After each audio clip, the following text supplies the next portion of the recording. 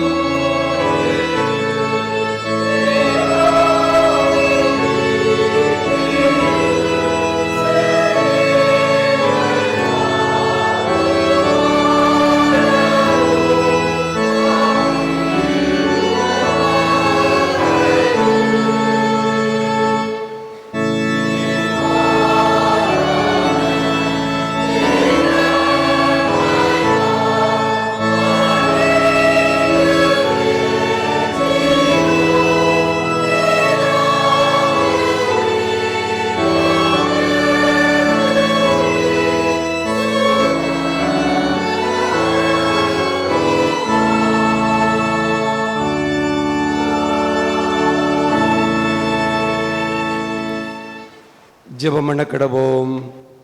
பரமண்டலில் இருக்கிற எங்கள் பிதாவே, உம்முடைய நாமம் பரிசுத்தப்படுவதாக, உம்முடைய ராஜ்யம் வருவதாக, உம்முடைய சித்தம் நம்மிடத்திலே செய்யப்படுவது போல பூமியிலேயும் செய்யப்படுவதாக. அன்புள்ள எங்கள் அப்பத்திற்கு இன்று தாரும்.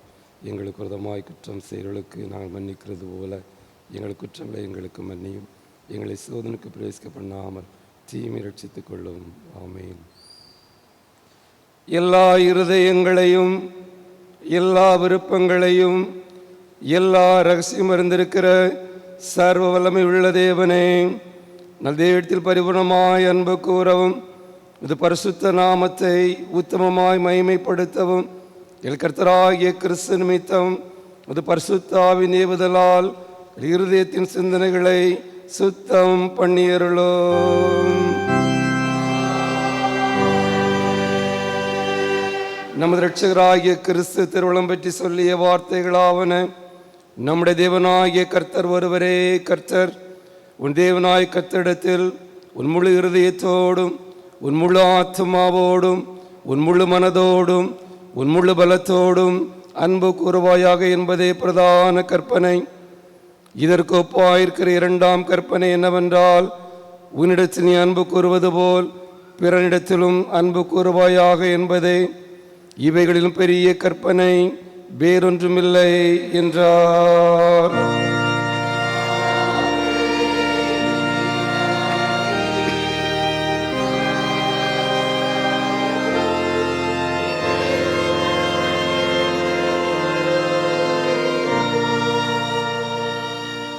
கிறிஸ்து உயிர்த்தெழுந்த திருநாளுக்கு முன்வரும் 7ஆம் ஞாயிறு, கின்குவகசிமா ஞாயிறு. அனைவரையும் மீட்கும் கிறிஸ்து. சகல மனுஷரும் ரட்சிக்கப்படவும் சத்தியத்தை அறிகிற அறிவை அடையவும் சித்தமுள்ளவராயிருக்கிற சர்வ வல்லமையுள்ள தேவனே, தேவரீர் நீதிமான்களை அல்ல பாவிகளையே மனம் திரும்ப அழைக்க திருவுளமானீர். எல்லா ஜாதிகளும் உம்முடைய நாமத்தால் அழைக்கப்படும்படிக்கு விழுந்து போனவைகளை திரும்ப எடுப்பிக்கிற முதுமாறாத கிருபையை நாங்கள் உணர்ந்து கொள்ளவும் மனுஷர் ஏற்படுத்தின பிரிவினைகளை தாண்டி புறக்கணிக்கப்பட்டவர்களோடும் பாவிகளோடும் பந்தி இருந்த முதுகுமாரனின் சிந்தையை நாங்களும் தரித்து கொள்ளவும் தேவனுக்கும் மனுஷருக்கும் ஒரே மஸ்தியராகிய இயேசு கிறிஸ்து எல்லாரையும் மீட்கும் பொருளாக தம்மை ஒப்பு கொடுத்தார் என்கிற சத்தியத்தை உலகம் அறியும்படி அறிவிக்கவும் எங்களுக்கு கிருபை செய்யும். எல்லா ஜாதிகளுக்கும் கர்த்தரும் எங்கள் மீட்பருமாயிருக்கிற இயேசு கிறிஸ்து மூலமாய் உம்மை வேண்டிக் கொள்கிறோம்.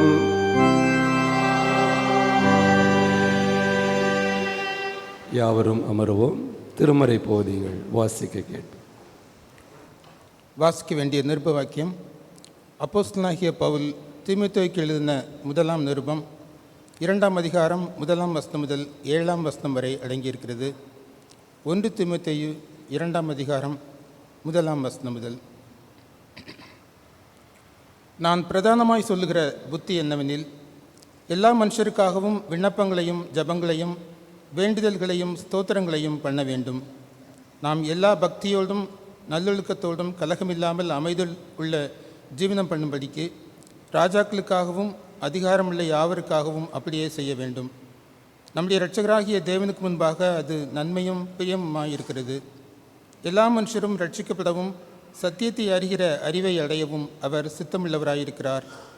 தேவன் ஒருவரே, தேவனுக்கும் மனுஷருக்கும் மத்தியஸ்தரும் ஒருவரே. எல்லாரையும் மீட்கும் பொருளாக தம்மை ஒப்புக்கொடுத்த மனுஷனாகிய கிறிஸ்து இயேசு அவரே. இதற்குரிய சாட்சி ஏற்ற காலங்களில் விளங்கி வருகிறது. இதற்காகவே நான் பிரசங்கியாகவும் அப்போஸ்தலனாகவும் பிரஜாதிகளுக்கு விசுவாசத்தையும் சத்தியத்தையும் விளங்கப்படுகிற போதகனாகவும் நியமிக்கப்பட்டிருக்கிறேன். நான் பொய் சொல்லாமல் கிறிஸ்துவுக்குள் உண்மையை சொல்லுகிறேன் என்பது நிருப வாக்கியம் வாசித்தாயிற்று. பரிசுத்த சுவிசேஷ வாக்கியம் பரிசுத்த மார்க்கு எழுதிய நற்செய்தி நூல் 2ஆம் அதிகாரம் 13ஆம் வசனம் முதல் 17ஆம் வசனம் முடிய இருக்கிற தேவனுடைய வார்த்தையை கவனியுங்கள்.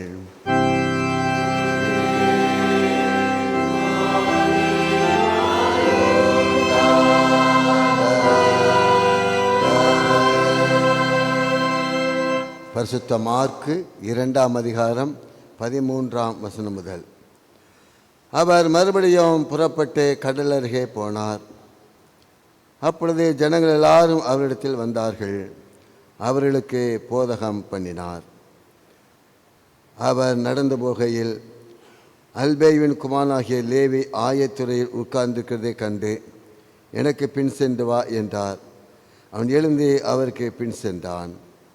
அப்பொழுது அவனுடைய வீட்டிலே அவர் போஜன பந்தி இருக்கையில் அநேக ஆயக்காரரும் பாவிகளும் அவரோடு கூட வந்திருந்தபடியால் அவர்களும் இயேசுவோடும் அவர் சீஷரோடு கூட பந்தி இருந்தார்கள்.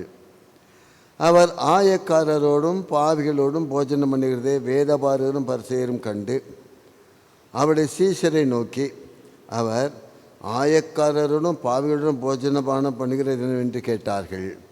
இயேசு அதை கேட்டு, பிணியாளிகளுக்கு வைத்தியன் வேண்டியதே இல்லாமல் சுகமுள்ளவருக்கு வேண்டியதில்லை, நீதிமான்களை அல்ல பாவிகளையே மனம் திரும்புவதற்கு அழைக்க வந்தேன் என்றார். இது ஆண்டவரின் நற்செய்தி.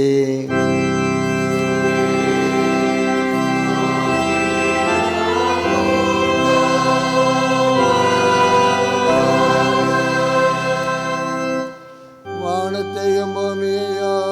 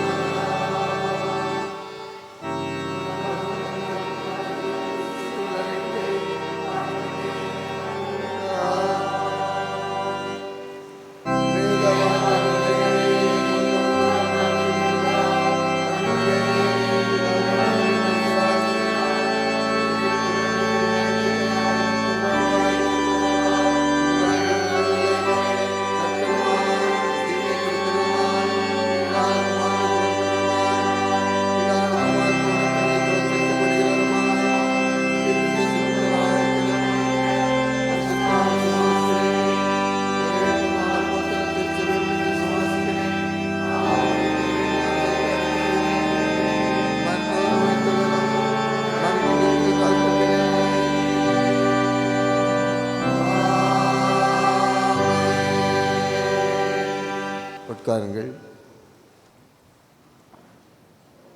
அறிவிப்புகள்.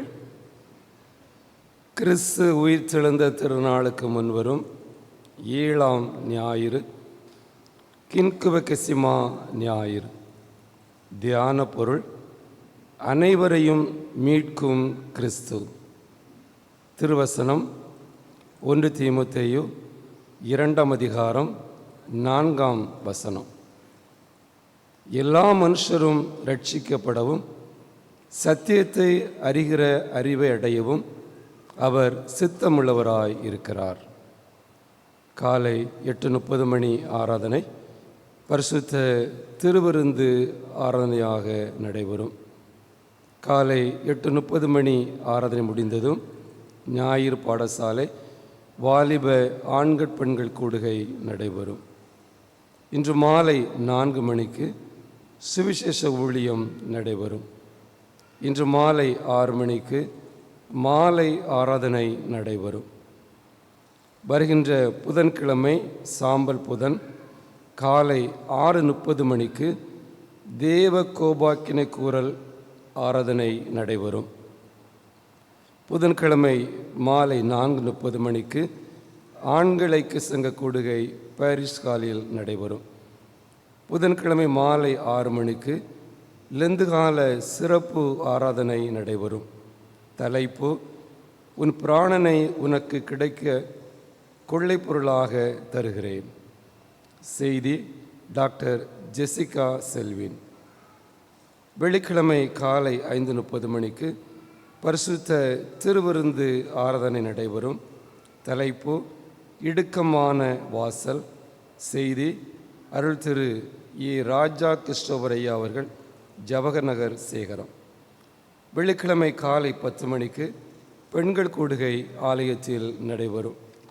வெள்ளிக்கிழமை மாலை 6 மணிக்கு கன்வென்ஷன் கூட்டம் ஆலயத்தில் நடைபெறும். செய்தி: சகோதரர் டி. தேவசகாயம் அவர்கள். சனிக்கிழமை காலை 9:30 மணிக்கு உபவாச கூடுகை ஆலயத்தில் மாலை 6 மணிக்கு உபவாச கூடுகை ஆலயத்தில் நடைபெறும். மேலும் மாலை 6 மணிக்கு கன்வென்ஷன் கூட்டம் ஆலயத்தில் நடைபெறும். இந்த கூட்டங்களிலே சகோதரர் டி. தேவசகாயம் அவர்கள் கர்த்தருடைய செய்தியை கொடுக்க இருக்கின்றார்கள். யாவரும் இந்த கூட்டங்களிலே கலந்து கொள்ளுமாறு அன்போடு கேட்டுக்கொள்கின்றோம். திருமண்டல உயர்நிலை மற்றும் மேல்நிலை பள்ளிகளில் வேலை வாய்ப்பிற்காக ஏற்கனவே பதிவு செய்திருப்பவர்கள் டெட் 2ஆம் பேப்பர் தேர்ச்சி பெற்றிருந்தால் வருகின்ற 20ஆம் தேதிக்குள் திருமண்டல மேல்நிலைப்பள்ளி மேலாளர் அலுவலகத்திலே அதற்கான படிவத்தை பெற்று பூர்த்தி செய்து கொடுக்குமாறு அன்போடு கேட்டுக்கொள்கின்றோம்.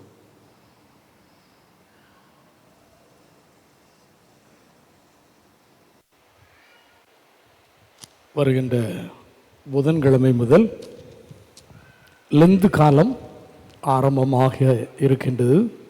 ஆகவே அனைவரும் லெந்து காலங்களிலே நாம் ஆண்டவரை அதிகமாய் கட்டிச் சேருவதற்கு ஏதுவாக எல்லா ஆராதனைகளிலும் பங்கு பெற உங்களை அன்போடு கூட கேட்டுக்கொள்கின்றேன்.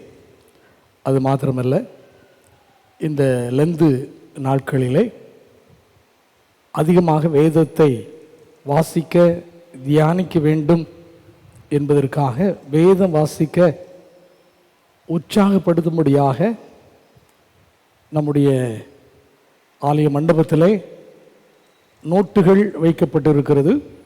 இந்த லெந்து காலத்திலே ஒரு முறை வேதாகமத்தை வாசிக்க விரும்புகிறவர்கள் அந்த நோட்டுகளை பெற்றுக்கொண்டு ஒவ்வொரு நாளும் நீங்கள் வாசிக்கின்ற அந்த வேத பகுதியை குறிப்பிட்டு ஆண்டவர் உங்களோடு கூட பேசுகின்ற வேத வசனத்தையும் குறிப்பிட உங்களை அன்போடு கூட கேட்டுக்கொள்கின்றேன். ஆராதனை முடிந்தவுடனே ஆலய மண்டபத்திலே நோட்டுகள் கொடுக்கப்படும். வாசிக்க விரும்புகிறவர்கள் பெற்றுக்கொள்ளும்படி உங்களை அன்போடு கூட கேட்டுக்கொள்கின்றேன். அது மாத்திரமல்ல, இந்த லெந்து நாட்கள் நாம் உபவாசித்து ஜெபிப்பதற்கு அதிக முக்கியத்துவம் கொடுக்க உங்களை அன்போடு கூட கேட்டுக்கொள்கின்றேன். எல்லா சனிக்கிழமைகளிலும் காலை 9:30 மணி முதல் 1 மணி வரை உபவாச ஜெபம் நடைபெறுகிறது. காலையிலே உபவாசத்தோடு கூட வரும்படியாக வந்து ஆண்டுடைய சன்னிதானத்திலே அமர்ந்திருந்து ஜெபிக்க வரும்படி உங்களை அன்போடு கூட கேட்டுக்கொள்கின்றேன். சனிக்கிழமைகளிலே உபவாச ஜெபம் முடிந்தவுடனே அனைவருக்கும் ஆலயத்திலும் உணவு வழங்கப்படும். ஆகவே காலையிலே நீங்கள் வீடுகளிலே சமைக்க வேண்டிய அவசியமில்லை. அனைவரும் நீங்கள் இதில் வந்து பங்கு பெற உங்களை அன்போடு கூட கேட்டுக்கொள்கிறேன். அதே போல் இந்த லெந்து காலங்களிலே சுய வெறுப்பு உண்டியல், நாம் நம்முடைய சுயத்தை வெறுத்து காணிக்கைகளை சேமிப்பதற்காக இந்த திங்கள் செவ்வாய் கிழமைகளிலே நம்முடைய வீடுகளுக்கு உண்டியல் கொடுத்து அனுப்பப்படும். இந்த உண்டியல்கள் எதற்கென்றால் நம்மை வெறுத்து சேமிக்கிற காணிக்கைகளை சேமிப்பதற்கு.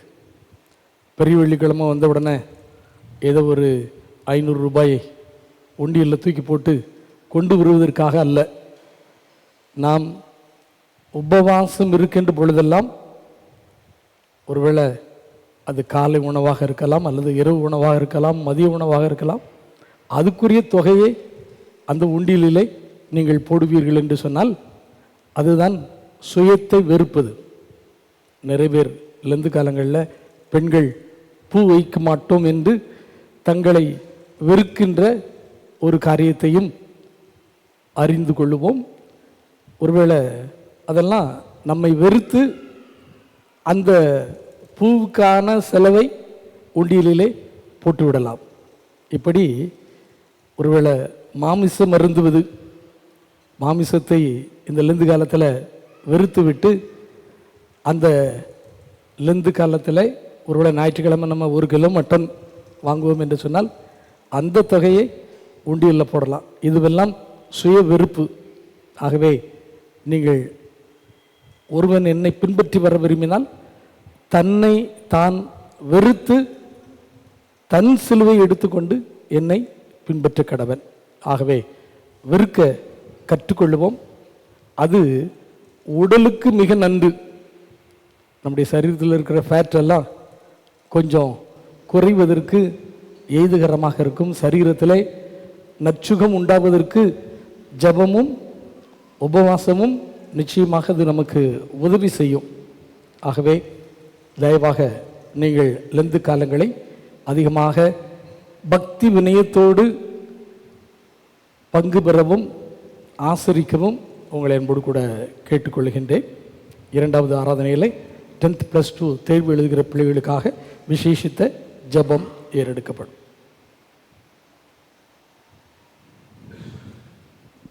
தலைகளை தாழ்த்தி ஜெபிப்போம். அன்பு நிறைந்த ஆண்டவரே, லெந்து நாட்களுக்கு எங்களை ஆயத்தப்படுத்திக் கொள்ளும் இந்த பரிசுத்த ஓய்வு நாளிலே எங்களோடு பேசும் ராஜா. எங்கள் ஒவ்வொருவரோடும் இந்த காலைவெளியிலே தனித்தனியாக பேசும். வேத வசனத்தின் வெளிச்சத்திலே எங்களையே நாங்கள் ஆராய்ந்து பார்த்து உம்முடைய சித்தத்தை நிறைவேற்றும் பாத்திரங்களாக எங்களையே உமக்கு அர்ப்பணிக்க உம்முடைய கிருபை எங்களுக்கு தாரும். இயேசுவின் நாமத்தில் கேட்கிறோம் நல்ல பிதாவே, ஆமேன். பிலிப்ஸ்பர்க் என்ற அமெரிக்க பட்டணத்திலே பல ஆண்டுகள் மிக அமைதியோடும் மகிழ்ச்சியோடும் ஒரு போதகர் பணியாற்றி கொண்டிருந்தார். அவருடைய சபையார் அவரை அதிகமாக நேசித்தார்கள். ஏனென்றால் அவர் ஒரு அர்ப்பணிப்போடு பணியாற்றிய ஒரு போதகர். ஒரு நாள் தன்னுடைய மேஜையில் இருந்த லைஃப் மேகசினை அவர் அங்குமங்கமாக திருப்பினார். அங்கே காணப்பட்ட ஒரு படக்காட்சி அவருடைய சரீரம் முழுவதும் புல்லரிக்க செய்தது. அவருடைய ஊழியத்தின் பாதையை தலைகீழாக மாற்றியது. அது என்னவென்றால், சில டீனேஜ் சிறுவர்கள் கொலை குற்றத்திற்காக போலீசார் அவர்களை கைது செய்து கொடூரமாக அவர்களை இழுத்து செல்கின்ற காட்சி தான் அந்த படக்காட்சி. இந்த அருமையான போதகர் டேவிட் வில்கின்சன் என்பவர் அந்த படத்தை ஆழமாக உற்று நோக்கின பொழுது அந்த இளைஞர்களின் முகத்திலே நம்பிக்கையின்மை, கலக்கம், திகில் நிறைந்திருப்பதை கண்டார். அதையே அவர் உற்று நோக்கி கொண்டே இருந்த பொழுது அவருடைய கண்களில் இருந்து தாரை தாரையாக கண்ணீர் வெடிக்க ஆரம்பித்தார். அவருடைய உள்ளத்திலே ஒரு வித்தியாசமான உணர்வு பெற்றார். ஏதோ ஒன்று பேசுவது போல் அவர் உணர்ந்தார். Go to New York City and help these boys. Go to New York City and help these boys என்ற சத்தத்தை கேட்டார். சில வாரங்கள் கடந்தது. சுமார் 300 கிலோமீட்டர் தூரத்தில் உள்ள நியூயார்க் பட்டணத்திற்கு அவராகவே டிரைவ் செய்து கொண்டு அவருடைய நண்பருடன் போய் அங்கே நியூயார்க் பட்டணத்தின் மைய பகுதியில் உள்ள ஒரு பகுதிக்கு சென்றார். அங்கே இரவிலே போய் சேர்ந்தார். அங்கே தங்கினார். அன்று இரவு நியூயார்க் நகரிலே பல பகுதிகளை சுற்றி பார்த்தார். ஏராளமான இளைஞர்கள், டீனேஜ் சிறுவர்கள் குடி போதைக்கும், ஒருவேளை தகாத உடல் உறவுகளுக்கும், தீய சக்திகளுக்கும் பழக்க வழக்கம் அடிமையாகி தங்களையே தாங்கள் அழித்து கொண்டிருக்கும் கோர காட்சியை கண்டு பதபதைத்தார். அவருடைய உள்ளத்திலே வந்தது, ஒலித்து கொண்டே இருந்தது, Go to New York City and help these boys. தன்னுடைய சபைக்கு திரும்பி சென்றார். சில மாதங்களுக்கு பின் சபை பணியை விட்டுவிட்டு நியூயார்க் நகரில் ஒரு சிறிய அறையிலே தங்கி இருந்து தன்னுடைய உயிரையே புனையும் வைத்து இப்படி குடி போதை பழக்க வழக்கங்கள் உள்ள சிறுவர்களை ஆண்டவிடத்திலே வழிநடத்தும் ஒரு பணியை ஆரம்பித்தார். டீன்ஸ் சேலஞ்ச் சென்டர் என்று ஒரு மையத்தை நிறுவினார். ஏனென்றால் அவருடைய உள்ளத்திலே எல்லா மனுஷரும் ரட்சிக்கப்பட வேண்டும், சத்தியத்தை அறிகிற அறிவை அடையவும் தேவன் சித்தமுள்ளவராய் இருக்கிறார் என்ற வசனம் ஆழமாக பதிந்திருந்தது. அவருடைய பணி ஆண்டவர் ஆசீர்வதித்தார். உலகமெங்கும் பரவியது. தன்னுடைய பணியை குறித்து த கிராஸ் அண்ட் த சுவிட்ச் பிளேட் என்ற ஒரு அருமையான உலக பிரசித்தி புஸ்தகத்தை எழுதியிருக்கிறார். அருமையானவர்களே, இந்த ஞாயிறு திருச்சபை நமக்கு கொடுத்திருக்கிற தியான பொருள் அனைவரையும் மீட்கும் கிறிஸ்து. அதற்கு ஆதாரமாக நமக்கு கொடுக்கப்பட்டிருக்கிற திருவசனம் 1 தீமோத்தேயு 2ஆம் அதிகாரம் 4ஆம் வசனம் இப்படி சொல்லுகிறது, எல்லா மனுஷரும் ரட்சிக்கப்படவும் சத்தியத்தை அறிகிற அறிவை அடையவும் அவர் சித்தமுள்ளவராக இருக்கிறார். ஒருவேளை இந்த ஞாயிறு கின்க கெசிவா ஞாயிறு என்று நாம் சொல்ல கேட்டோம். இந்த வார்த்தையினுடைய லத்தீன் மொழியிலே இந்த வார்த்தையினுடைய பொருள் 50th டே என்று அர்த்தம். ஒருவேளை கிறிஸ்து உயிர்த்தெழுந்த திருநாளுக்கு முன்னதாக 50வது நாளாக இருக்கின்ற இந்த பரிசுத்த ஓய்வு நாள், குறிப்பாக நாம் லெந்து நாட்களுக்கு நம்மை ஆயத்தப்படுத்தி கொள்கின்ற ஒரு திருநாள். இந்த நாளிலே நமக்கு கொடுக்கப்பட்டிருக்கிற ஒருவேளை நிருப வாக்கியத்தை இந்த நாளின் சிந்தனைக்காக நாம் திருப்பி வைத்துக் கொள்வோம். 1 தீமோத்தேயு 2ஆம் அதிகாரம் 1 முதல் 7 வசனங்கள். இந்த பகுதியை நாம் பார்க்கும் பொழுது ஆண்டவர் தம்முடைய திருச்சித்தத்தை அவருடைய பிள்ளைகளுக்கு வெளிப்படுத்துகின்றார். அவருடைய சித்தம் என்ன? What is is desire? அவர் உள்ளத்திலே உள்ள ஆவல் என்ன என்பதை இங்கே வெளிப்படுத்துகின்றார். அந்த ஆவல் என்னவென்றால் எல்லா மனுஷரும் ரட்சிக்கப்பட வேண்டும், சத்தியத்தை அறிகிற அறிவை அடையும் நிலைக்கு எல்லாரும் வர வேண்டும் என்பதுதான் அவருடைய ஆவல். பரிசுத்த பவுலடிகளார் இந்த திருச்சித்தத்தை உணர்ந்தவராக ஆண்டவருடைய சித்தத்தை குறித்து 3 பகுதியாக அதை குறிப்பிடுகின்றார். 3 important parts of God's desire or God's will in our lives. நம்முடைய வாழ்விலே ஆண்டவர் எப்படி எண்ணத்தை செய்வதற்கு சித்தமாய் இருக்கிறார் என்பதை குறித்து 3 காரியங்களை வெளிப்படுத்திவிட்டு அதன் முடிவிலே 7ஆம் வசனத்திலே அவர் அழகாக சொல்லுகிறார், இப்படிப்பட்ட ஊழியத்திற்கு அவர் இதற்காகவே நான் பிரசங்கியாகவும் அப்போஸ்தலனாகவும் பிரஜாதியார்களுக்கு விசுவாசத்தையும் சத்தியத்தையும் விளங்க பண்ணுகிற போதகனாகவும் நியமிக்கப்பட்டிருக்கிறேன். I was appointed for this purpose. அருமையானவர்களே, இந்த பரிசுத்த ஓய்வு நாளிலே ஆண்டவர் நம் ஒவ்வொருவரையும் அழைக்கிறார், நம்மை நியமித்திருக்கிறார். எதற்காக என்றால் அவருடைய திருச்சித்தத்தை நம் வாழ்விலே நிறைவேற்ற. அப்படி என்றால் அவருடைய திருச்சித்தம் என்ன என்று இங்கே பவுலடிகளார் 3 காரியங்களை குறிப்பிடுகிறார். முதலாவது சால்வேஷன் ஃபார் ஆல், எல்லாருக்கும் ரட்சிப்பு. 2வது knowledge of truth for all, எல்லாருக்கும் சத்தியத்தை அறிகிற அறிவு. 3வது லிபரேஷன் ஃபார் ஆல், எல்லாருக்கும் மீட்பு அல்லது விடுதலை.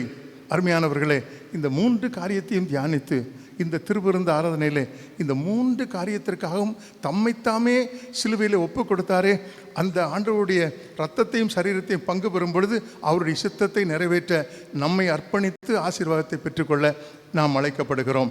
முதலாவது அவருடைய திருச்சித்தம் என்னவென்றால் சால்வேஷன் ஃபார் ஆல், எல்லாருக்கும் ரட்சிப்பு. 1 தீமோத்தேயு 2ஆம் அதிகாரம் 4ஆம் வசனத்தின் முதல் பகுதி அதைத்தான் சொல்லுகிறது. எல்லா மனுஷரும் ரட்சிக்கப்படவும் என்று பவுலடிகளார் எழுதுகிறார். யோவான் எழுதின சுவிசேஷம் 3ஆம் அதிகாரம் 17ஆம் வசனம் நமக்கு நன்றாக தெரியும். அருள்நாதர் இயேசு தம்முடைய சொந்த வாயினாலே சொல்லார், உலகத்தை ஆக்கினைக்குள்ளாக தீர்க்கும்படி தேவன் தம்முடைய குமாரனை உலகத்திற்கு அனுப்பாமல் அவராலே உலகம் ரட்சிக்கப்படும்படிக்கு அவரை அனுப்பினார் என்று சொல்லப்படுகிறது.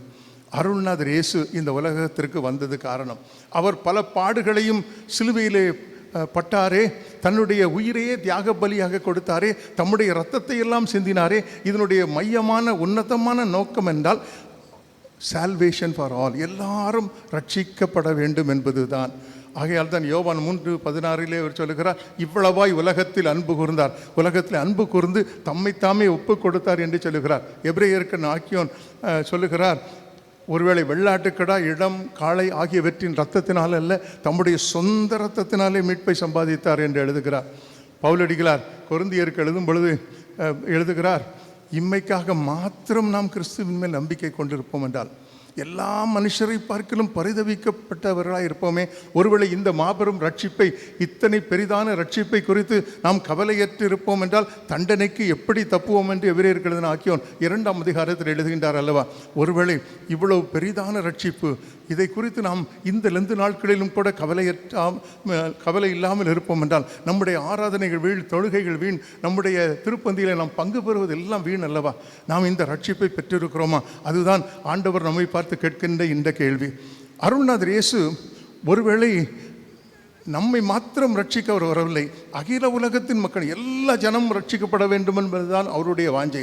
அருள்நாதர் இயேசு லூக்கா எழுதின சுவிசேஷம் 15ஆம் அதிகாரத்திலே தம்முடைய வாஞ்சையை ஒரு உபமானத்தின் மூலமாக அவர் வெளிப்படுத்துகிறார். லூக்கா 15ஆம் அதிகாரத்திலே அருள்நாதர் இயேசு அழகாக சொல்லுகிறார், ஒருவேளை ஆலயத்திற்குள்ளே அமர்ந்திருக்கிற 99 பேரை காட்டிலும் ஆலயத்திற்கு வெளியே இருக்கிற தொலைந்து போன ஒரு ஆட்டை தேடுவதற்காகவே அவர் வந்தேன் என்று சொல்கிறார். பாவிகளை ரட்சிக்க கிறிஸ்து இயேசு உலகத்தில் வந்தார் என்ற வார்த்தை இங்கே தெளிவாக காட்டப்படுகிறது. ஒருவேளை இந்த ஆண்டவருடைய சிந்தை, இந்த ஆண்டவருடைய தாக்கம், இந்த கருசனை இன்று திருச்சபைக்கு வேண்டும். இந்த குறிப்பாக இந்த லெந்து நாட்களிலே நம்முடைய திருச்சபையாருக்கு சபைக்கு வெளியே இருக்கிற மக்கள் ரட்சிக்கப்பட வேண்டும், அவர்களும் ரட்சிப்புக்குள்ளே வர வேண்டும் என்ற அந்த மாபெரும் சிந்தையை நாம் தரித்தவர்களாக வாழ வேண்டும். அருள்நாதர் இயேசு தன்னை நேசித்த யோவான் அடிகளாரை பார்த்து கேட்கிறார், யோனாவின் குமாரனாகிய சீமோனே, இவைகள் எல்லாவற்றிலும் என்னிடத்தில் அன்பாக இருக்கிறாய், 2 முறை கேட்டுவிட்டு 3ஆவது முறை என்னை நேசிக்கிறாய் என்று கேட்கிறார். அவர் உடைந்து விழுகிறார், தன்னுடைய குறைவை ஏற்றுக்கொள்கிறார். என் ஆட்டுக்குட்டிகளை மேய்ப்பாயாக என்று அங்கே கட்டளை கொடுக்கிறார். ஒருவேளை ஆண்டவரை நேசிக்கிறேன் என்று சொல்லுகிற ஒவ்வொருவரும், அவரை பின்பற்றுகிறேன் என்று சொல்லுகிற ஒவ்வொருவரும் அவருடைய திரு சித்தத்தை நம் வாழ்விலே ஏற்றுக்கொள்வது தான் அநேகரை மீட்கும் பொருளாக உலகத்திற்கு வந்தாரே அந்த இயேசு பெருமானின் சிந்தையை தரித்தவர்களாக நாம் வாழ வேண்டும் அல்லவா. பவுலடிகளார் ஆண்டவருடைய அன்பினாலே நிரப்பப்பட்ட பொழுது சொல்லுகிறார், கல்வாரி தரிசனத்தை பெறுகிறார். கலாத்தியர் 2ஆம் அதிகாரம் 20ஆம் வசனத்திலே ஆண்டவருக்கு ஒரு பெயர் கொடுக்கிறார், என்னில் அன்பு கூர்ந்து எனக்காக தம்மை தாமே கொடுத்த தேவகுமாரன் என்று சொல்லுகிறார். சொன்ன அவர் அதே வசனத்திலே சொல்லுகிறார், இனி நான் அல்ல, கிறிஸ்துவே என்னில் பிழைத்திருக்கிறார் என்று சொல்கிறார். Not I but Christ living in me என்று சொல்லுகிறார். அப்படி என்றால் இனி என்னுடைய சித்தம் அல்ல, அவருடைய சித்தமே என்று குறிப்பிடுகிறார். அவருடைய சித்தம் எல்லாரும் ரட்சிக்கப்பட வேண்டும், எல்லாரும் ஓரிடத்தில் வர வேண்டும் என்று. ஒருவேளை ஆண்டவரை நேசிக்க ரட்சிப்பின் அனுபவத்தை பெற்ற திருச்சபை மக்களுக்கு இது ஒரு ஆண்டவர் இந்த நாளிலே அறைகூவி அழைக்கிறார்.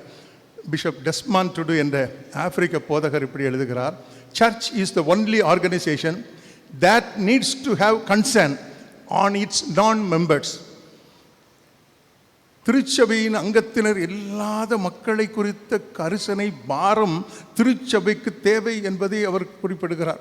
ஒருவேளை திருச்சபையாருக்கு எப்பொழுது இப்படிப்பட்ட பாரம் வர முடியும் என்றால், எப்பொழுது அவருடைய அன்பை நாம் அதிக அதிகமாக ரசிக்கிறோமோ, எப்பொழுது கல்வாரி காட்சி நம்மை நிரப்புகிறதோ, அப்பொழுதுதான் நாம் இந்த தாக்கத்தை, இந்த ஆத்துமாக்களை குறித்த பாரத்தை நாம் பெற்றுக்கொள்ள முடியும். டியூவெல் என்ற அறிஞர் தன்னுடைய புஸ்தகத்தில் எழுதுகிறார், passion for souls grows out of our passion for Christ என்று எழுதுகிறார். Our passion for Christ grows out of our passion for Christ என்று எழுதுகிறார். ஆத்ம ஆதாயம் செய்ய வேண்டும் என்ற வாஞ்சை, ஆண்டவருடைய அன்பு நம்மளே பூரணப்படும் பொழுதுதான். வில்லியம் கேரி என்ற இளைஞன் இங்கிலாந்து தேசத்திலே எபிரேயர் நிருபம் 13ஆம் அதிகாரம் 12-13 வசனங்களை வாசித்த பொழுது ஆண்டவர் அவரோடு பேசினார். அந்தபடியே இயேசுவும் தம்முடைய சொந்த இரத்தத்தினாலே ஜனத்தை பரிசுத்தம் பண்ணும்படி நகரவாசலுக்கு புறம்பே பாடுபட்டார் என்ற வார்த்தையை வாசித்தார். அடுத்த வார்த்தையை வாசித்தார், ஆகையால் நாமும் அவருடைய நிந்தையை சுமந்தவர்களாக பாளையத்துக்கு புறம்பே புறப்பட்டு போக கடவோம் என்ற வார்த்தையை வாசித்த பொழுது அவருடைய ஆண்டவர் பேசினார். ஒருவழி ஆங்கிலேய திருச்சபைக்குள்ளே அமர்ந்து கொண்டே இருப்பது பெரிதல்ல, அவருடைய நிந்தையை சுமந்தவர்களாக இங்கிலாந்து தேசத்தை விட்டு புறப்பட்டு நற்செய்தி அறிவிக்க 2 கண்டங்களுக்கு புறப்பட்டு செல்ல வேண்டும் என்ற தாக்கத்தை அவருக்கு கொடுத்தார். அந்த நாட்களிலே அவர் ஒரு போதகராக அல்ல, அவர் ஒரு சாதாரண செருப்பு தைக்கிற தொழிலாளியாக அவருடைய பட்டறையிலே அடிக்கடி ஜெபிப்பாராம் இந்த வசனத்தை சொல்லி. அப்பொழுது அங்கே ஒரு உலக படத்தை தொங்க வைத்திருப்பாராம். அந்த படத்தை பார்க்கும் பொழுது கண்ணீர் விட்டு ஜெபிப்பாராம். குறிப்பாக இந்தியா, சைனா, ஆப்பிரிக்கா போன்ற படங்களை பார்க்கும் பொழுது அதிலே கை வைத்து கண்ணீர் விட்டு ஜெபிப்பாராம். ஆகையால் தான் இந்தியா தேசத்திற்கு மிஷினரியாக வந்தார். Father of modern missionary movement என்ற மாபெரும் பெயரை பெற்று அநேகரை ஆண்டவருக்குள்ளாக அவர் வரவழைத்தார். அருமையானவர்களே, ஆண்டவரை நேசிக்கிறேன் என்று சொல்லுகிறவர்கள் அவரை அறிவிக்காமல் இருக்க முடியாது. வேதம் சொல்லுகிறது, ட்ரூ லவ் கேசத் ஃபியர், பூரண அன்பு பயத்தை புறம்பே தள்ளும் என்று. ஒருவேளை நான் ஆண்டவரை நேசிக்கிறேன், எனக்குள்ளே ரட்சிப்பின் அனுபவத்தை பெற்றிருக்கிறேன், ஆனால் நான் அறிவிப்பது தான் இல்லை, இது போதும் என்று எண்ணுவோம் என்றால் கிறிஸ்தவ வாழ்க்கை முற்று பெற்றதல்ல. ஆண்டவருடைய தாக்கத்தை, அவருடைய சித்தத்தை நிறைவேற்றும் பாத்திரங்களாக நம்மை அர்ப்பணிப்பது தான் ஆண்டவருடைய திருச்சித்தம். மேக்மில்லன் என்ற அறிஞர் எழுதுகிறார், there is no secret discipleship, ரகசிய சீஷத்துவம் அல்லது ரகசிய கிறிஸ்தவம் என்று ஒன்றும் கிடையாது.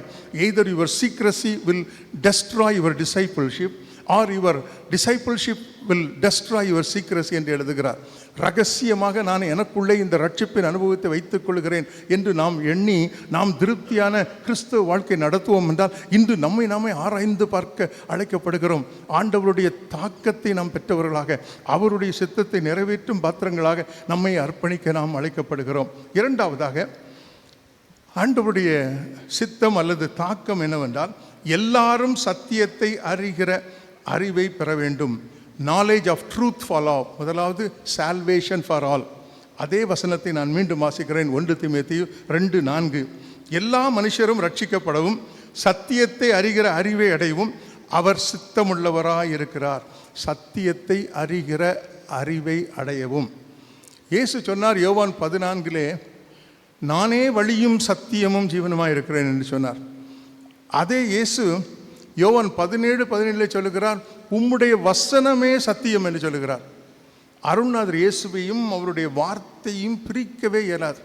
ஏனால் யோவான் சுவிசேஷகன் 1ஆம் அதிகாரம் 1ஆம் வசனத்தில் எழுதுகிறார், ஆதியிலே வார்த்தை இருந்தது, அந்த வார்த்தை தேவனிடத்தில் இருந்தது, அந்த வார்த்தை தேவனாய் இருந்தது. அப்படி என்றால் God is word and word is God. நம்முடைய கையில் இருக்கிற வேத வார்த்தைகளிலே நாம் ஆண்டவரை பார்க்கிறோம். இந்த வேத வசனத்தை அறிவிலே நாம் வளர வேண்டும். ஒருவேளை சத்தியம் என்ற வார்த்தைக்கு கத்தோலிக்க மொழிபெயர்ப்பிலே வாய்மை அல்லது உண்மை என்று எழுதுகிறார். ஒருவேளை சத்தியம் என்ற வார்த்தைக்கு அதுதான் அர்த்தம்.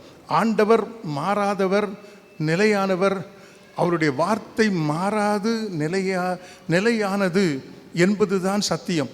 இந்த சத்தியத்தை நாம் அறிந்து கொள்ள நம்முடைய வாழ்க்கையிலே ஒரு மாபெரும் நம்பிக்கை உண்டு. ஆகையால் தான் அருள்நாதர் இயேசு தம்முடைய வார்த்தை குறித்து கண்மலை என்று சொல்கிறார். Symbol of stability, symbol of constancy. நான் சொல்லி இந்த வார்த்தைகளை கேட்டு அதன்படி செய்கிறவன் கண்மலையின் மேல் தன் வீட்டை கட்டுகிற புத்தியுள்ள மனுஷனுக்கு ஒப்பிடுவேன் என்று சொல்கிறார். அப்படி என்றால் அவருடைய வார்த்தையிலே, அவருடைய சத்தியமான வார்த்தை, மாறாத வார்த்தை, ஜீவனுள்ள வார்த்தையிலே நம்முடைய வாழ்க்கை கட்டப்பட வேண்டுமே. இந்த தாக்கம் நமக்கு வேண்டுமே. நம்முடைய போதகர் ஐயா சொன்னபடி லந்து நாட்களிலே நாம் வார்த்தையை வாசிப்பது, வார்த்தையை தியானிப்பதிலே நேரத்தை செலவழிக்கும் பொழுது இந்த வார்த்தை சத்தியமானது, அது மாறாது என்ற உணர்வு நமக்கு ஏற்படும் பொழுது இந்த சத்திய வார்த்தையிலே நாம் நம்முடைய குடும்பங்களும் நிலைப்பட வேண்டுமே. நம்முடைய பிள்ளைகள் இந்த சத்திய வார்த்தையிலே நிலைப்படும் பொழுது நீர்க்கால்களின் ஓரமாக நடப்பட்டு தன் காலத்தில் தன் கனியை கருக இலைவுதரார் இருக்கும் மரத்தை போல் இருப்பான், அவன் செய்வதெல்லாம் வாக்கியம் என்ற வார்த்தை நம்முடைய குடும்பங்களுக்கு ஆசீர்வாதத்தை தரும் அல்லவா. எந்த அளவுக்கு இந்த லெந்து நாட்களிலே நம்மை ஆயத்தப்படுத்தி கொள்ளும் பொழுது சத்திய வார்த்தையிலே நாம் வேரூன்றி கட்டப்பட, சத்திய வார்த்தையில் நிலைத்திருக்க நம்மை அர்ப்பணிக்கிறோம் என்று நம்மை நாமே ஆராய்ந்து பார்ப்போம். ஒவ்வொரு நாளும் காலையிலே இந்த சத்திய வார்த்தையை நாம் தியானிக்கிறோமா, நம்மை நாமே let us explore ourselves in the light of the word of God. நாம் ஆராய்ந்து பார்ப்போம். ஒருவேளை இந்த ஞாயிற்று ஆலய ஆராதனைக்கு காலையிலே வந்துவிட்டோம். இதற்கு முன்னதாக நம்முடைய தனி தியானத்திலே இந்த வேத வார்த்தையை எத்தனை பேர் வாசித்தோம் என்று உங்களுக்குள்ளே கேள்வி கேட்டு பார்க்க அழைக்கப்படுகிறோம். இந்த வார்த்தைகளை நம்முடைய குடும்பங்களிலே இந்த வார்த்தை போதிக்கப்பட வேண்டும், பிள்ளைகள் அதை படிக்க வேண்டும் என்று ஆர்வம் காட்டுகிறோமா? உபாகம புஸ்தகம் 11ஆம் அதிகாரம் 19ஆம் 20ஆம் வசனத்தை வாசித்து பாருங்கள். குடும்பங்களிலே எப்படி இந்த வார்த்தை நிலைத்திருக்க வேண்டும் என்று மிக அழகாக சொல்கிறார். நீங்கள் உங்கள் பிள்ளைகளுக்கு அவைகளை போதித்து, நீங்கள் உட்கார்ந்திருக்கும் பொழுதும், படுத்து கொண்டு இருக்கும் பொழுதும், எழுந்திருக்கும் பொழுதும், நடந்து கொண்டு இருக்கும் பொழுதும் அவைகளை குறித்தே பேசுங்கள் என்று சொல்லுகிறார். அப்படி என்றால் நம்முடைய வாழ்வின் மையமாக இந்த சத்திய வார்த்தை வரும் பொழுது நாம் உயிர் பெறுகிறோம், ஜீவன் பெறுகிறோம். ஒருவேளை இந்த அது மாத்திரமல்ல, தேவ பிள்ளைகளை நாம் ஆண்டவருடைய தாக்கத்தை பெற்றவர்களாக இந்த சத்திய வார்த்தை நம் குடும்பங்களுக்கு மட்டுமல்ல, அநேகர் இதை அறிந்து கொள்ள வேண்டும் என்ற தாக்கம் நமக்கு இந்த நாட்களிலே தேவை.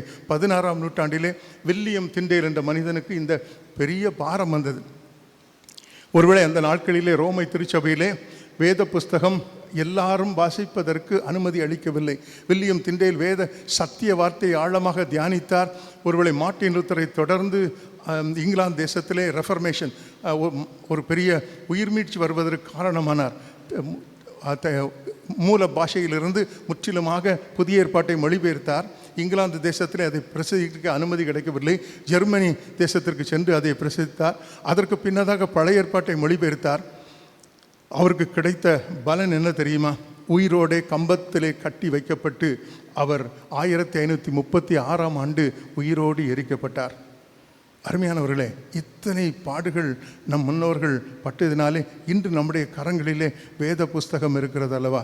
இந்த தாக்கம் நமக்கு வேண்டும் அல்லவா. 18ஆம் நூற்றாண்டிலே ஜான் வெஸ்லி என்ற பக்தன் கிராமம் கிராமமாக தன்னுடைய குதிரையிலே பயணித்தார். அவருடைய நோக்கம் என்னவென்றால் ஆங்காங்கே Bible study group, systematic methodological study of the scripture, அதுதான் அவருடைய நோக்கம். சிறு சிறு வேதாகம குழுக்களை நியமித்தார். பல இடங்களுக்கு தன் குதிரையிலே சவாரி செய்து பைபிள் ஸ்டடி குரூப்ஸ் ஆரம்பித்தார். அதுதான் பின் நாட்களிலே மெத்தடிஸ்ட் திருச்சபையாக மாறியது. உலக பிரசித்தி பெற்ற இந்த ஜான் வெஸ்லியினுடைய தாக்கத்தினாலே இங்கிலாந்து தேசத்திலே 18 பெரிய மறுமலர்ச்சி, ஆவிக்குரிய மறுமலர்ச்சி வந்தது. அநேக சமுதாய சீர்திருத்தங்கள் அங்கே வந்தது என்று நாம் படிக்கிறோம். ஒருவேளை இந்த நாளிலும் கூட, இந்த லெந்து நாட்களிலே நாம் இந்த சத்திய வார்த்தையை தியானிப்பது மாத்திரமல்ல, அநேகர் இந்த சத்திய வார்த்தை பெற்றுக்கொள்ள வேண்டும் என்ற இந்த தாக்கத்தை நமக்கு தேவை. பவுலடிகளார் ஆண்டவருடைய தாக்கத்தை சொல்லிவிட்டு, ஐ வாஸ் அப்பாயிண்டட் ஃபார் திஸ், இதற்காகவே நான் பிரசங்கியாக நியமிக்கப்பட்டிருக்கிறேன் என்று சொல்லுகிறாரே. அப்படி என்றால் நம்மையும் ஆண்டவர் இதற்காக தான் அழைக்கின்றார். ஒருவேளை நாம் இன்று பாடமாக புதிய ஏற்பாட்டிலே வாசிக்க கேட்ட பாகத்தை சத்து யோசித்து பார்ப்போம். ஆண்டவர் அவருடைய சத்திய வார்த்தையை பரப்புவதற்காக ஒரு மனிதனை தேர்ந்து கொள்கிறார். அவர் ஒரு போதகர் அல்ல, அல்லது இறையியல் கற்றவர் அல்ல. அவர் ஆயத்துறையிலே உட்கார்ந்திருந்த ஒரு செக்குலர் ஜாப், ஒருவேளை வேதாகமத்திற்கும் சம்பந்தமில்லாத ஒரு மனிதன், ஆயத்துறை அல்லது டாக்ஸ் கலெக்டர், வரி வசூலிக்கின்ற தொழிலை செய்கின்ற ஒரு மனிதனை சந்திக்கின்றார். என் பின்னே வா என்று அன்போடு கூட அழைக்கிறார்.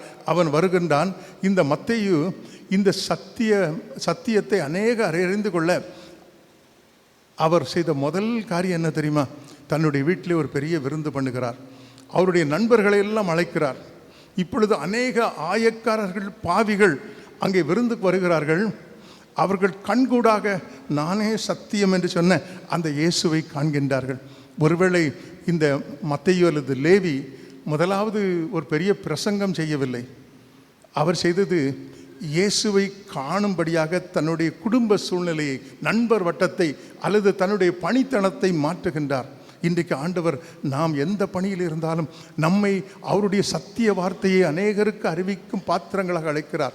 நம்முடைய தொழில் கூடங்களிலே, நாம் பணி செய்கிற இடங்களிலே, நம்முடைய குடும்ப சூழ்நிலைகளிலே, நம்முடைய சமுதாயத்திலே சத்தியத்தை அநேகர் காண்பதற்கு, சத்தியத்தினுடைய வருவதற்கு நம்முடைய வாழ்க்கை முறை ஆதாரமாக, ஆசீர்வாதமாக இருக்க ஆண்டவர் விரும்புகிறார். மூன்றாவதாக ஆண்டவருடைய திருச்சித்தம் என்னவென்றால், எல்லாருக்கும் மீட்பு, லிபரேஷன் ஃபார் ஆல். முதலாவது சால்வேஷன் ஃபார் ஆல், ரெண்டாவது knowledge of truth for all, மூன்றாவது லிபரேஷன் ஃபார் ஆல், எல்லாருக்கும் மீட்பு. 1 தீமோத்தேயின் புஸ்தகம் 2ஆம் அதிகாரம் 6ஆம் வசனத்திற்கு வருவோம். 6ஆம் வசனம் இப்படி சொல்லுகிறது, எல்லாரையும் மீட்கும் பொருளாக தம்மை ஒப்பு கொடுத்த மனுஷகுமாரனாகிய இயேசு என்று அங்கே குறிப்பிடப்படுகிறது. எல்லாரையும் மீட்கும் பொருளாக அவருடைய வாஞ்சை, அவருடைய தாக்கம், அவருடைய சிந்தை என்னவென்றால் எல்லாரும் மீட்கப்பட வேண்டும். Liberation for all. விடுதலை அல்லது மீட்பு அல்லது லிபரேஷன் என்ற வார்த்தை சரீரம், ஆவி, சமுதாய வாழ்வு, மனித வாழ்வு அனைத்திலும் ஒரு விடுதலை பெற்ற ஒரு நிலையை குறிப்பதாகும். ஆவிக்குரிய வாழ்வில் மாத்திரமல்ல, சரீர அல்லது சமுதாய வாழ்விலும் அனைவரும் விடுதலை பெற்ற மக்களாக, மீட்பை பெற்ற மக்களாக, முழு வாழ்வு, நிறைவுள்ள வாழ்வை நமக்கு கொடுப்பதற்காக அவர் இந்த உலகத்திலே வந்தார். அதுதான் அருள்நாதர் இயேசு. அதற்காக தான் சிலுவையிலே தொங்கினார். அதற்காக தான் அவர் பாடுகளை பட்டார். ஒருவேளை இந்த வசனம் சொல்லுகிறது, தம்மைத்தாமே ஒப்பு கொடுத்தார். அவர் தம்மைத்தாமே சிலுவையிலே ஒப்பு கொடுத்தார். அவருடைய சரீரம் பிற்கப்பட்டது, அவருடைய ரத்தம் சிந்தப்பட்டது. எதற்காக என்றால் அனைவரும் விடுதலை பெற வேண்டும், சமுதாய கட்டுகள் மறைய வேண்டும். ஒருவேளை எங்கெங்கெல்லாம் மனித உரிமைகள் அற்று கிடக்கிறார்கள் அவர்களெல்லாம் விடுதலை பெற வேண்டும். ஆண்டவருடைய அன்பு எங்கும் அறிவிக்கப்பட வேண்டும் என்பதுதான் அவருடைய நோக்கம். அப்படி என்றால் சுயநலம் உடைக்கப்பட வேண்டும். ஆண்டவருடைய பிள்ளைகளாக நாம் சிலுவையை தியானிக்க நாமும் கூட பிறருடைய நல்வாழ்வுக்காக, பிறருடைய மீட்புக்காக, விடுதலைக்காக நம்மையே அர்ப்பணிக்க அழைக்கப்படுகிறோம். அதுதான் உண்மையான கிறிஸ்தவம். ஒருவேளை நான் ஆண்டவரை ஏற்றுக்கோ, அன்பே கல்வாரியின் அன்பே உம்மை பார்க்கையிலே உள்ளம் பொங்குதையா என்று பாடுவதிலே கிறிஸ்தவம் நிறைவு பெறுவதில்லை. அந்த அன்பை பிரதிபலித்து காட்ட, அந்த அன்பை அநேகருக்கு வழங்க, அந்த அன்பினாலே அநேகர் சரீர, சமுதாய, ஆவிக்குரிய வாழ்விலே விடுதலை பெற நம்மை அர்ப்பணிப்பது தான் அதனுடைய உன்னதமான நோக்கம். ஆகையால் தான் ஏசாயா தீர்க்கதரிசி 58ஆம் அதிகாரம் 6ஆம் 7ஆம் வசனம், ஏசாயா 58, 6, 7 மிக தெளிவாக சொல்லுகிறார். அக்கிரமத்தின் கட்டுகளை அவிழ்ப்பதும், நுகத்தடியின் பிணையல்களை நெகிழ்த்துவதும், நெருக்கப்பட்டிருக்கிறவர்களை விடுதலையாக்குகிறதும், சகல நுகத்தணிகளின் பிணையல்களை உடைப்பதும் சொல்லிவிட்டு தொடர்ந்து சொல்ல, பசியுள்ளவனுக்கு உன் ஆகாரத்தை பகிர்ந்து கொடுப்பதும், துரத்துண்டு சிறுமைப்பட்டவனை உன் வீடுகளிலே சேர்த்து கொள்வதும், வஸ்திரம் இல்லாதவனு கண்டால் அவனுக்கு வஸ்திரம் கொடுப்பதும், உன் மாம்சமானவனுக்கு உன்னை ஒழித்து கொள்ளாமலும் இருப்பதுமே எனக்கு உகந்த உபவாசம். ஒருவேளை உபவாச நாட்களுக்கு நம்மை ஆயத்தப்படுத்தி கொள்ளும் பொழுது நம்மை சூழ இருக்கிற அநேக மக்கள் முழு வாழ்விலும் விடுதலை பெற வேண்டும் என்ற தாக்கம் நமக்கு வேண்டும். ஒருவேளை ஆகையால் தான் அருள்நாதர் இயேசு அவருடைய மெம்பர்ஸ் ஆஃப் ஹிஸ் கிங்டம், அவருடைய ராஜ்யத்தின் புத்திரர் எப்படி வாழ வேண்டும் என்று சொல்கிறார். மத்தேயு 5ஆம் அதிகாரம் 10ஆம் வசனத்தை வாசித்து பாருங்கள். நீதி நிமித்தம் துன்பப்படுகிறவர்கள் பாக்கியவான்கள், பரலோக ராஜ்யம் அவர்களுக்குரியது. ஆண்டோடைய பிள்ளையாக வேணும், நான் ராஜ்யத்தின் பிள்ளை என்று விசுவாசிக்கிற நாம் ஒவ்வொருவரும் we need to have concern on others. We need to break our selfishness and sacrifice ourselves to reflect our love, not only in action, not only in words, but also in action. அதற்காக தான் William carry என்ற மாபக்தன் India தேசத்திற்கு நற்செய்தி அறிவிக்க வந்தான். அவர் நற்செய்தி அறிவித்து ஒருவேளை ஒரு இறையியல் கல்லூரியை கட்டினார், அது உண்மைதான். ஆனால் அவர் வந்த நாட்களிலே இந்தியா தேசத்திலே சதி திட்டத்தின் கீழ் அநேக இளம் விதவை பெண்கள் உயிரோடு சுட்டெரிக்கின்ற ஒரு பழக்கத்தை கண்டார். சதி திட்டம் என்று. இந்த சதி திட்டத்தை கண்டு அவர் பதை விதைத்தார். அதை எப்படியாவது ஒழித்து கட்ட வேண்டும் என்று அரும்பாடுபட்டார். அதுதான் நற்செய்தியின் பெரும் பகுதியாக அவர் எண்ணினார். ஒருவேளை தாமஸ் ராக்லண்ட் என்பவர் வடநெல்லை அப்போஸ்தலன் என்று அழைக்கிறோமே, நமக்கு நன்றாக தெரியும். தாழ்த்தப்பட்ட மக்களின் உரிமைக்காக தன்னையே அர்ப்பணித்தார். தாழ்த்தப்பட்ட மக்களின் உரிமைக்காக அவர் போராடும் பொழுது அவரை ஊருக்கு புறம்பாக்கினார்கள். அவர் மேல் கல்லை வீசினார்கள், சாணத்தை கரைத்து எரித்தார்கள். அவர்களுக்கு ஆகாரம் கொடுக்கக்கூடாது என்று எல்லா வீடுகளுக்கும் கட்டளையிட்டார்கள். இத்தனை பாடுகள் ஏன் பட்டார் என்றால், நற்செய்தியை அவன் வாழ்ந்து காட்ட வேண்டும் என்று அவர் விரும்பினார் அல்லவா.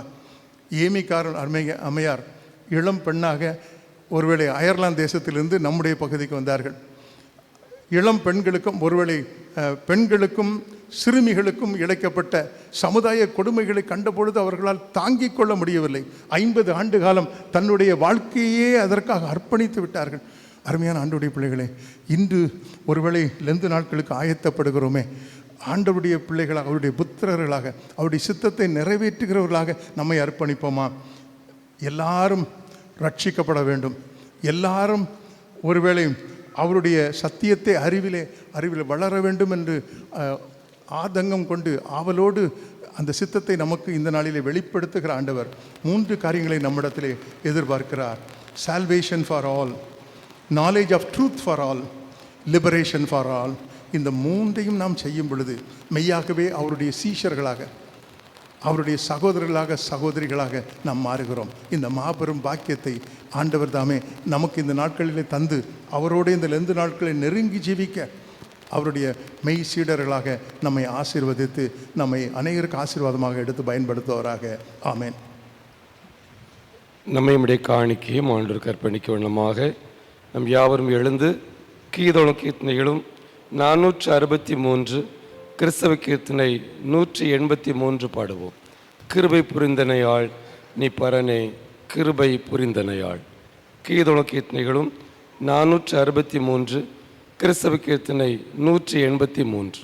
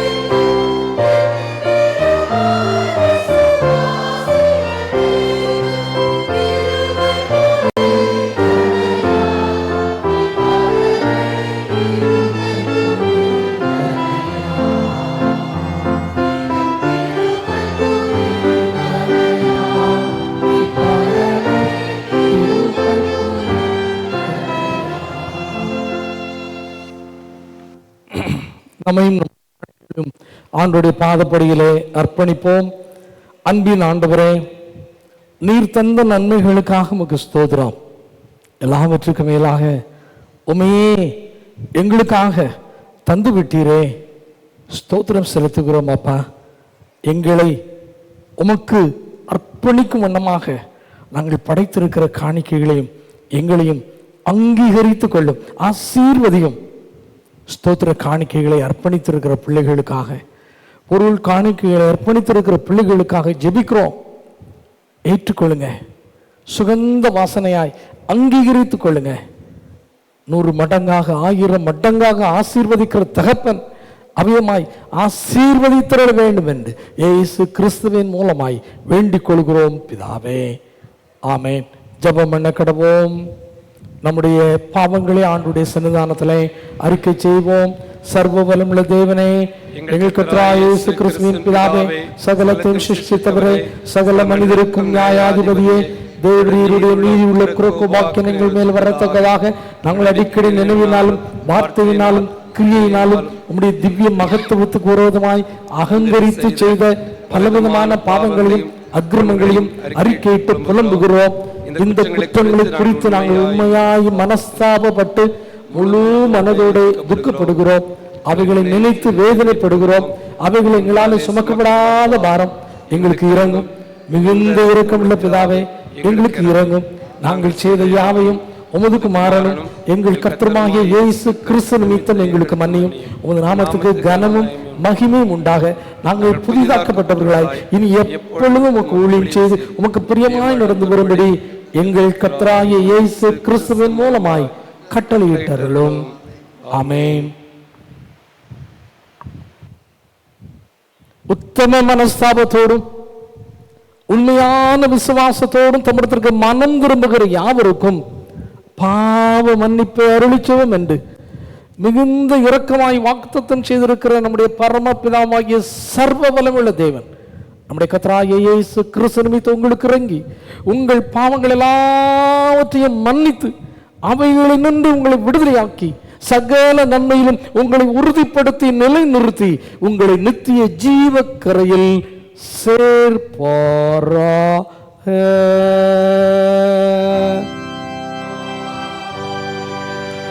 உங்களிலே உயர்த்துங்கள்.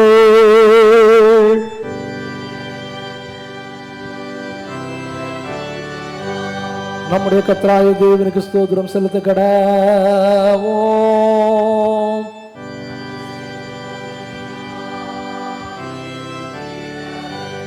கர்த்தாவே, பரிசுத்த பிதாவே, சர்வ வல்லமையுள்ள நித்திய தேவனே, நாங்கள் காலத்திலும் இவ்விடத்திலும் தேவரீருக்கு தோத்திரம் செலுத்துகிறது மிகவும் தகுதியும் நீதி எங்களுக்கு விசேஷித்த கடமையுமாயிருக்கிறது. ஆதலால் தூதரோடும் பிரதான தூதரோடும் பரமசபனத்தோடும் நாங்களும் முழுமை நாமத்தை புகழ்ந்து மேன்மைப்படுத்தி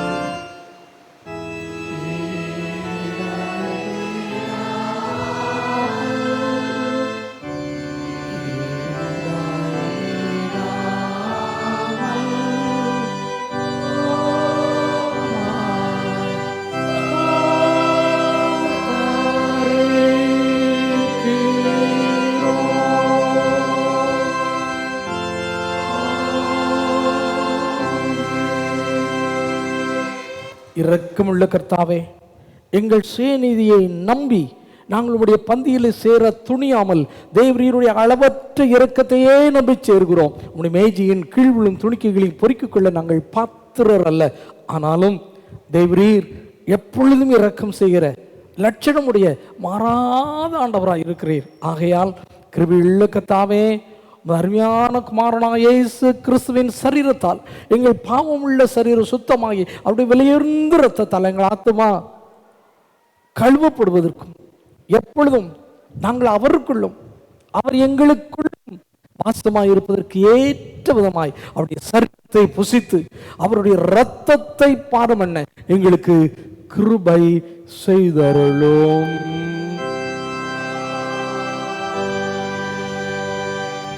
இயேசு தாம் காட்டி கொடுக்கப்பட்ட அன்று ராத்திரியிலே அப்பத்தை எடுத்து ஸ்தோத்திரம் பண்ணி அதை பிட்டு சிஷ்யர்களுக்கு கொடுத்து, நீங்கள் வாங்கி புசியும், உங்களுக்காக பிற்கப்படும் என்னுடைய சரீரம், என்னை நினைவு கூறும்படி இதை செய்யுங்கள் என்றார். அப்படியே போஜனம் பண்ணிய பின்பு அவர் பாத்திரத்தையும் எடுத்து ஸ்தோத்திரம் பண்ணி அவர்களுக்கு கொடுத்து, நீங்கள் எல்லாரும் இதிலே பானம் பண்ணுங்கள், இது பாவம் மன்னிப்பு உண்டாகும்படி உங்களுக்காகவும் அநேகருக்காகவும் சிந்தப்படுகிற புது உடன்படிக்கைக்குரிய என்னுடைய இரத்தம், இதை பானம் பண்ணும் பொழுதெல்லாம் என்னை நினைவு கூறும்படி இதை செய்யுங்கள் என்று திருவுளம் பற்றினார்.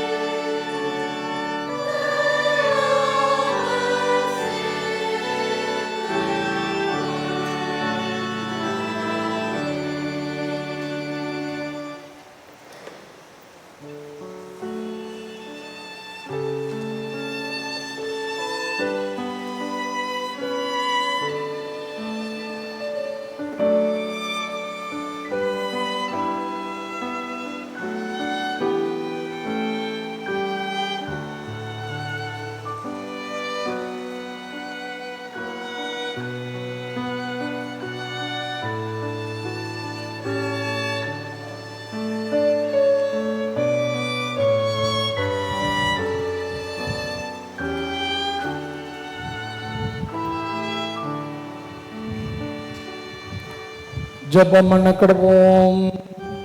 பரமண்டலங்களில் இருக்கிற உடைய நாமம் பரிசுத்தப்படுவதாக, உடைய ராஜ்யம் வருவதாக, உடைய சித்தம் பரமத்திலே செய்யப்படுகிறது போல பூமியிலே செய்யப்படுவதாக.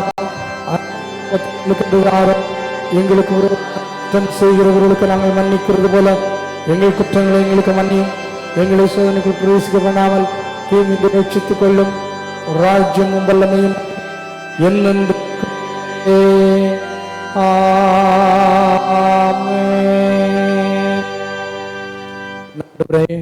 தர்மியான நாளுக்காக நாங்களுமே துதிக்கிறோம், ஸ்தோத்திரிக்கிறோம். அப்பா தகப்பனே, எல்லா மனிதரும் ரட்சிக்கப்பட வேண்டும் என்று இந்த உலகத்திற்கு நீர் உம்முடைய ஏக சுதனை அனுப்பினீரே, நன்றி செலுத்துகிறோம். அப்பா அவ்விதமாக ஆண்டவரை உம்மை ஏற்றுக்கொண்ட நாங்கள் ஒவ்வொருவரும் ஆண்டவரே உம்மை பற்றி அறியாதவர்களுக்கு நாங்கள் உம்மை கூறி அறிவிக்க எங்கள் ஒவ்வொருவருக்கும் நீர் கிருபை அளித்திட வேண்டும் என்று கெஞ்சுகிறோம். அப்பா இந்த உலகத்தில் இருக்கிற அத்தனை பேரையும் நீர் நேசிக்கிறீரப்பா. ஒருவராவது கட்டுப்போவது உம்முடைய சித்தம் இல்லை ஐயா. வரப்போகிற லெந்து நாட்களில் எங்களை தாழ்த்தி உம்முடைய சமூகத்திலே ஒப்பு கொடுத்து உம்முடைய வேத வசனத்தின் மூலமாக எங்களை சுத்திகரித்து கொண்டு ஆண்டவரே அந்த ஜீவனுள்ள வார்த்தைகளை உம்மை அறியாத ஒவ்வொருவருக்கும் நாங்கள் கொடுத்து வார்த்தையாகிய நீர் அவர்களிலே பெருகும்படிக்கு உம்மை ஏற்றுக்கொள்ளும்படிக்கு ஆண்டவரை நீர் சிந்தின இரத்தத்தினாலே கழுவப்படும்படிக்கு ஒவ்வொருவரையும் தேவரீர் வழி நடத்திட வேண்டும் என்று ஜெபிக்கிறோம். இந்த லெந்து காலத்தில் ஒரு ஆத்மையாவது நான் ஆதாயப்படுத்திக் கொள்ள வேண்டும் என்ற அந்த உணர்வை எங்கள் ஒவ்வொருவருக்கும் நீர் கொடுத்துள்ள வேண்டும் என்று ஜெபிக்கிறோம். அப்பா ஆண்டவரே, நாங்கள் இடத்தில் வரும்போது உனக்காக நான் மறித்தேனே, எனக்காக நீ என்ன செய்தாய், என் ஆடுகளை மேய்ப்பாயாக என்று சொன்னீரே. ஆண்டவரே, உம்மை அறியாத பிள்ளைகளுக்கு உம்முடைய அன்பினை நாங்கள் வழங்கும்படிக்கு ஒவ்வொருவரையும் உம்முடைய தூய ஆவியானவரால் பலப்படுத்திட வேண்டும் என்று ஜெபிக்கிறோம். ஆண்டவரே, வரப்போகிற லெந்து காலங்களிலே எங்களை வெறுப்பதற்கு எங்களுக்கு கற்றுத்தாங்க, உம்மை மகிமைப்படுத்துவதற்கு எங்களுக்கு கிருபை தாங்க. ஆண்டவரே, தன்னை தான் வெறுத்து தன் செல்வியை எடுத்துக்கொண்டு என்னை பின்பற்றாவிட்டால் என்று சொல்லி இருக்கிறீங்க அப்பா. ஆமா ஆண்டவரே, நாங்கள் எங்களை வெறுப்பதற்கு ஆண்டவரே எங்கள் ஒவ்வொருவருக்கும் ஒரு தீர்மானம் செய்வதற்கு உதவி செய்யுங்க. எங்களுக்காக வந்தீரே, எல்லா மனிதருக்காக வந்தீரே, நன்றி செலுத்துகிறோம். அவ்விதமாய் இந்த கால வேளையிலே உம்முடைய சன்னிதானத்தில் வந்திருக்கிற ஒவ்வொருவரையும் உம்முடைய திருக்கரத்தால் தொட்டு ஆண்டவரே உம்முடைய பலத்தினால் இடைகட்டிக் கொள்ள வேண்டும் என்று ஜெபிக்கிறோம். ஆண்டவரே, திருவிருந்த ஆராதனையிலே பங்கு பெற்று உம்முடைய இரத்தத்தினாலே கழுவப்பட்ட ஒவ்வொருவரையும் தேவரீர் உயிர்ப்பித்தருள வேண்டும் என்று கெஞ்சுகின்றோம். தகப்பனே, ஒவ்வொருவரும் உம்முடைய அன்புக்கு சாட்சிகளாய் இருக்கிற இடத்திலே, பணி செய்கின்ற இடத்திலே, வாழுகின்ற இடத்திலே, நடமாடுகின்ற ஆலயங்களாக ஆண்டவரே 5வது சுவிசேஷமாக காணப்பட நீர் உதவி செய்தல் வேண்டும் என்று ஜெபிக்கிறோம். அப்பா ஒவ்வொருவரையும் எடுத்து பலப்படுத்துங்க, எடுத்து திடப்படுத்துங்க, கருவிகளாய் உபயோகப்படுத்துங்க. அப்பா வந்திருக்கிற ஒவ்வொருவரையும் உடைய கரத்திலே தருகிறோம். தகப்பனே, உடைய பிரசன்னம் உடைய பிள்ளைகளை ஆண்டு கொள்ளட்டும். தேவையோடு கூட இருக்கிறவர்கள் உண்டு, கண்ணீரோடு பாரத்தோடு வந்திருக்கிறவங்க உண்டு, உடைந்த உள்ளத்தோடு வந்திருக்கிறவங்க உண்டு. தகப்பனே, ஒவ்வொருவருடைய இருதயத்தையும் நீர் பார்க்கிறீர், ஒவ்வொருவருடைய விண்ணப்பத்தையும் நீர் கேட்கிறீர். நன்றி செலுத்துகிறோம். அப்பா வந்த அதே வண்ணம் திரும்பி போகாமல் உம்முடைய வார்த்தைகளை சுமந்து கொண்டு போகவும், உம்முடைய விடுதலையை சுமந்து கொண்டு போகவும், ஆண்டவரே சரீரத்திலே உம்மை மகிமைப்படுத்தவும் ஒவ்வொருவரையும் தேவரீர் சந்தித்து உம்முடைய நன்மைகளினால் நிரப்பி ஆசீர்வதித்திட வேண்டும் என்று ஜெபிக்கிறோம். சாபங்களை மாற்றி போடுவீராக, கவலைகளை கண்ணீரை மாற்றி போடுவீராக, தேவைகளை சந்தித்திட வேண்டும் என்று ஜெபிக்கிறோப்பா. திருமணத்திற்காய் காத்திருக்கிற பிள்ளைகள், குழந்தை பாக்கியத்திற்காய் காத்திருக்கிற பிள்ளைகள், இன்னுமாக வேலைக்காக காத்திருக்கிற பிள்ளைகள், பிரசவத்திற்காக காத்திருக்கிற பிள்ளைகள், ஒவ்வொருவருக்கும் இறங்குங்க. ஒவ்வொருவருடைய தேவைகளையும் இருந்திருக்கிறீங்க. குடும்பத்தில் பிரச்சனைகளோடு கூட உள்ளவர்கள் உண்டு. தகப்பனை, ஒவ்வொருவருக்கும் நீங்க போதுமானவராக இருந்து கரம் பிடித்து வழி நடத்த வேண்டும் என்று ஜெபிக்கிறோப்பா. உடைந்த உள்ளத்தோடு வந்திருக்கிற ஒவ்வொருடைய உள்ளத்தையும் ஆண்டவரே உம்முடைய திரு ரத்தத்தால் நீங்க பலப்படுத்திட வேண்டும் என்று ஜெபிக்கிறோம். ஆசீர்வதிக்கிற தகப்பன் இந்த ஆராதனையில் ஒவ்வொருவரையும் தொட்டு ஆசீர்வதித்து நன்மைகளினால் நிரப்பிட வேண்டும் என்று ஜெபிக்கிறோம். வெளியிடங்களில் வெளிநாடுகளில் இருக்கிற எங்கள் பிள்ளைகளுக்காக ஜெபிக்கிறோம். இருக்கிற இடங்களிலே உங்களுடைய நாமத்தை மகிமைப்படுத்த ஆசீர்வதித்தருளும். இந்த ஜெபத்தில் எங்களோடு கூட இணைந்து ஜெபிக்கிற அத்தனை பேரையும் உங்களுடைய கரம் தொடுவதாக, ஆசீர்வதிப்பதாக, நன்மைகளினால் நிரப்புவதாக ராஜா. உன்னதமானவருடைய மகிமை உடைய பிள்ளைகள் மீது தங்கி இருக்கட்டும். ஆசீர்வதித்தருளும். இயேசு ராஜாவின் இனிய நாமத்தில் வேண்டிக் கொள்கிறோம் எங்கள் ஜீவனுள்ள பிதாவே.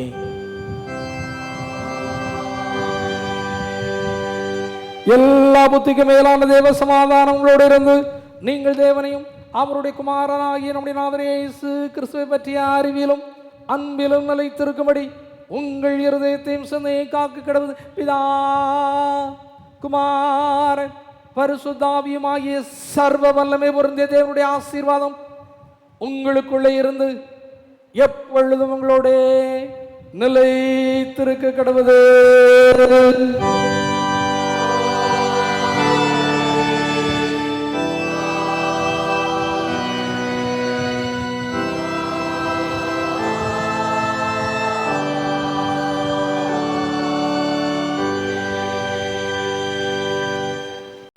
பின்போனி கீதமாக நாம் யாவரும் எழுந்து கீதலும் கீர்த்தனைகளும் 595வது பாடலை பாடுவோம். கெம்பீரமாகவே சங்கீதம் பாடுங்கள். கீதலும் கீர்த்தனைகளும் 595.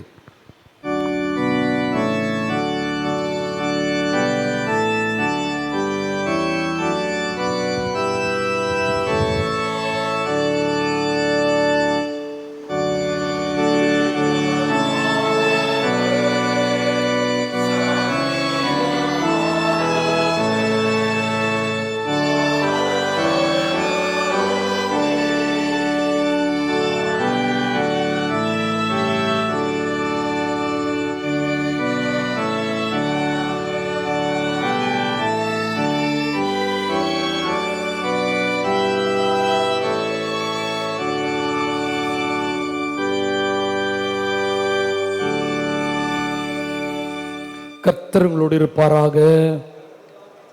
தேவ சமாதானத்தோட செல்ல கடவோம்.